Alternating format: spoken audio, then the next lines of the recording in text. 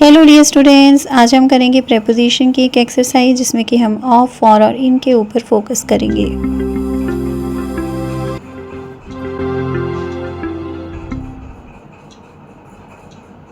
Complete these sentences with correct prepositions, और वो prepositions हैं ऑफ, फॉर या फिर in. If no preposition is necessary put a cross. अभी आपके सामने जो सेंटेंसेस आएंगे आपने उनमें करेक्ट प्रेपोजिशन यानी कि ऑफ, फॉर या फिर इन को यूज़ करना है।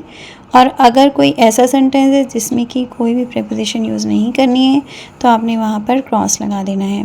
देखते हैं number 1, the letter I wrote was full dash mistakes. यहाँ पर आपने क्या लिखना है, यहाँ पर आपने लिखना है ऑफ। ओके, तो आपने जब भी इस तरह का सेंटेंस बनाना है वहाँ पर आपने लिखना है मिस्टेक से पहले ऑफ। ओके, इस सेंटेंस का मीनिंग है कि जो लेटर मैंने लिखी थी वो मिस्टेक से भरी हुई थी। ये कौन सा टेंस है, ये सिंपल पास्ट टेंस है। अब हम देखते हैं number 2, my home town is not specially interesting, it's not famous dash anything. तो सोचिए आप यहाँ पर क्या लिखेंगे, यहाँ पर आपने लिखना है फॉर।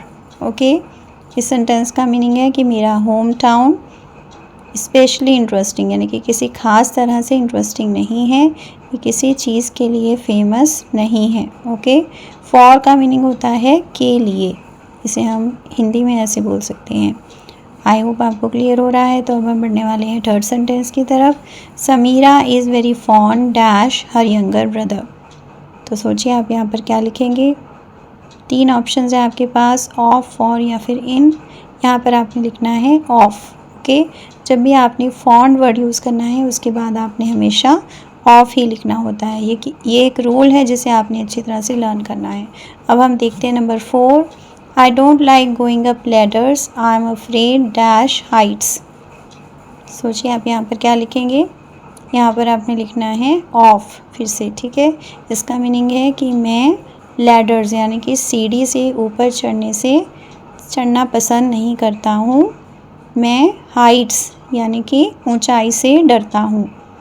ओके, देखिए अफ्रेड ऑफ लिखा हुआ है। जब भी आपने अफ्रेड वर्ड लिखना है उसके बाद आपने प्रीपोजिशन जो यूज़ करनी होती है वो हमेशा ऑफ होती है। ओके, तो अभी हम बढ़ने वाले हैं 5th सेंटेंस की तरफ। You look board, you don't seem interested dash what I am saying. यहाँ पर आप क्या लिखेंगे, यहाँ पर आपने लिखना है इन।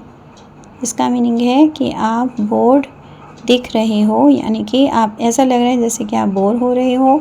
You don't seem interested in what I am saying यानी कि ऐसा लग रहा है कि जो मैं कह रहा हूँ उसमें आप इंटरेस्टेड नहीं हो।